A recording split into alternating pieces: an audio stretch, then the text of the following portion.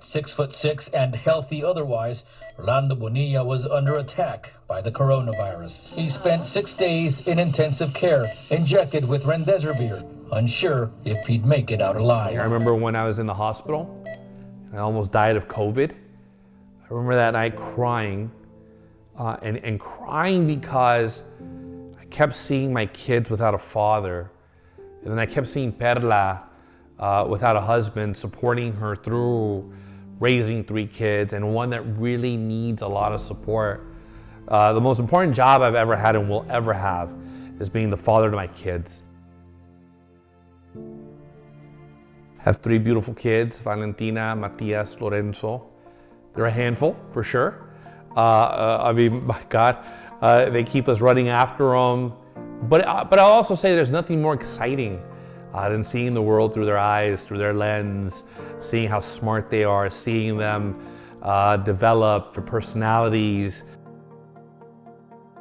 Hey man, I'm a kid that grew up in the inner city. Working class parents, mom janitor, dad laborer. We came up the hard way, right? But we came up with love, right? There was a lot of love in the home, a lot of instability too, but a lot of love in the home. For me, the biggest experiences of my life that shaped me were my experience growing up in the inner city. I'm the son of immigrant parents. My mother is from a small country in Central America called Honduras. It's also where my grandmother's from. And my father's from a small country in Central America called Guatemala.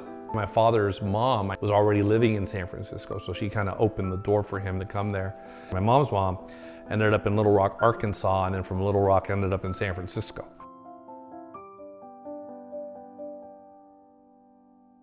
I mean, my grandmother Alejandra was a very, very, very important person in my life. You know, her presence was what got me moving and dreaming and realizing that no matter how hard things got, there was always a better tomorrow.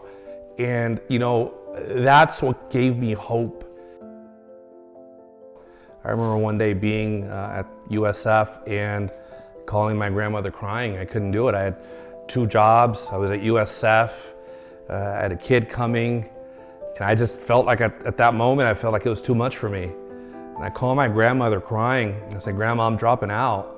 I just can't do this anymore. I just have to be a man and deal with my situation, and I just can't do school anymore. And I'll never forget, my grandmother, calm, says to me, you know, you done crying?